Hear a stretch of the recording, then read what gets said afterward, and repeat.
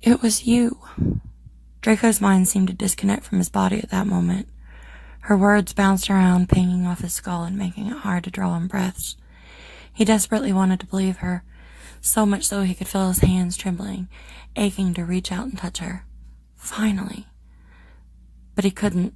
No matter what Hermione said, Draco knew what brought about her glorious change of heart. And it wasn't him. It was this alternate version of himself that played the martyr and used his Slytherin cunning to gobsmack this precious girl across from him and turn her world upside down and inside out. Disgust closed off his throat and made his stomach roll. Draco watched as Hermione's expressive eyes narrowed on his look of disbelief, and a tiny growl escaped her. He couldn't help the small grin that quirked his lips at the sound, his lovely lioness growling at him like a wee kitten. Momentarily, he wondered if she purred as well, but resolutely shoved that thought to the back of his mind with all the other inappropriate thoughts he'd been having of late. It didn't help that she had on the tiniest pair of bottoms Draco had ever seen. They looked soft, though not nearly as soft and smooth as her long and shapely legs.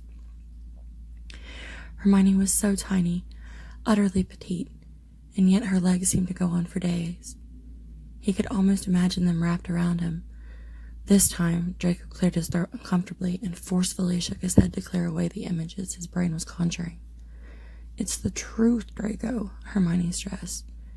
"Even though sometimes it feels like I'm pulling teeth to get a word out of you, on the rare occasions you do open up, I feel blessed that you chose to share a part of yourself with me.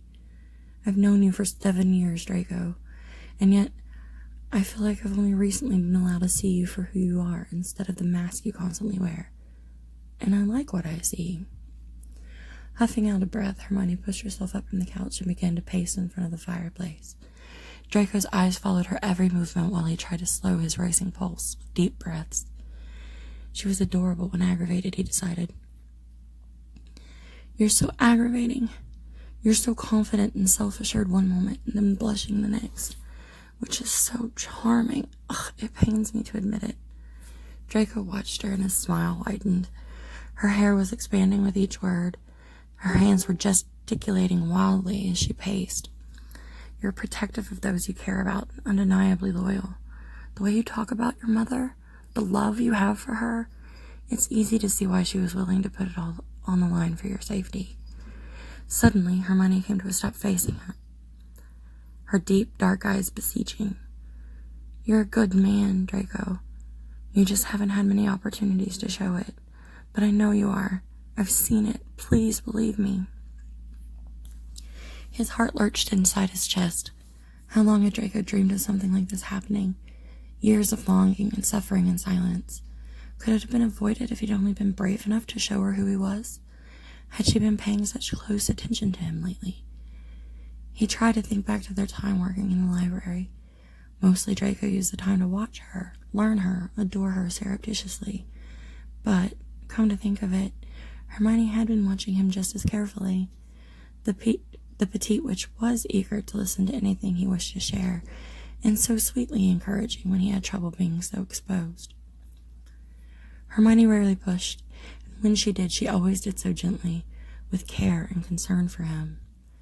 Draco's hands were growing slick with sweat, and he was almost certain a herd of hippogriffs were fucking around in his stomach, the nervous flutters he'd come to expect and associate with this beautiful witch in front of him, causing his cheeks to warm. "It's not the easiest thing to do, Hermione. I know I'm not a good guy. I don't deserve you. That much is ridiculously clear. You're made of all things good and light and glorious, and I'm a walking shadow ready to stamp out your beacon of hope with my darkness. How could you want that? How could anyone?" He hated saying it, but it was the truth. Draco knew he could spend a lifetime doing good deeds and still never deserve the shining example of innocence that was Hermione Granger. "Stop that!" Hermione exploded, marching towards him with her hands on her hips, leaning over him. She shook her head as her beautiful, endless eyes clouded over with a fresh round of tears. "I can't stand to listen to you speak about yourself that way. Yes, your life has had more than enough darkness, but it doesn't define you, Draco. You are so much more than just your past. Why can't you see that?" Her shuddering breaths and hiccuping sobs tore at his chest, and without really thinking about it, he stood and wrapped her in a tight embrace.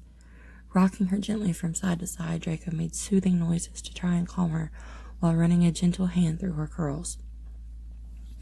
"I'm sorry," he whispered. "I didn't mean to make you so upset." Hermione's small hands gripped his shirt as if it were a lifeline, and her tears dampened the fabric covering his chest. Hey, calm down, love. I'm not the best with crying girls."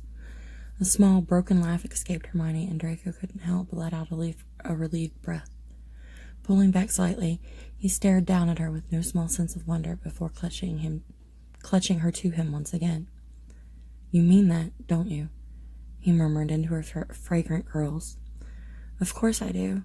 I don't make a habit of saying things I don't mean," Hermione returned just as softly. Draco could feel his blood rushing to his head, and heard his heartbeat thundering in his ears as he slowly pulled back once more, only this time he gently took her face in his hands.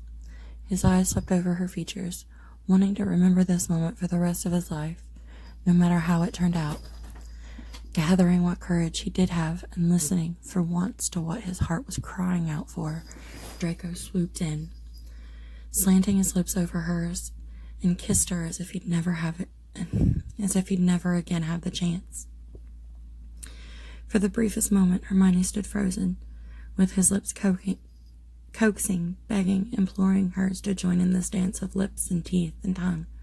And finally, she gave the sweetest little sigh as her body melted into his, and her lips began to move with his own, tentatively. A small groan rumbled from his chest as he pulled her closer and sucked gently on her plump bottom lip, just as he'd imagined doing so for years in his dreams. Hermione's lips tasted of tea and honey, sweet and earthy, utterly addicting. And then, when she parted those bee-stung lips and whimpered quietly into his mouth, as his tongue slid past and brushed gently along her own, he was lost. Hermione pushed her hands up over his chest, around his neck and into his hair, tugging gently. Draco's own hands ran up and down her sides, along the curve of her back, before sliding into her riotous curls. Pulling gently, he angled her head and dragged his lips along the line of her jaw, while panting and trying to catch his breath.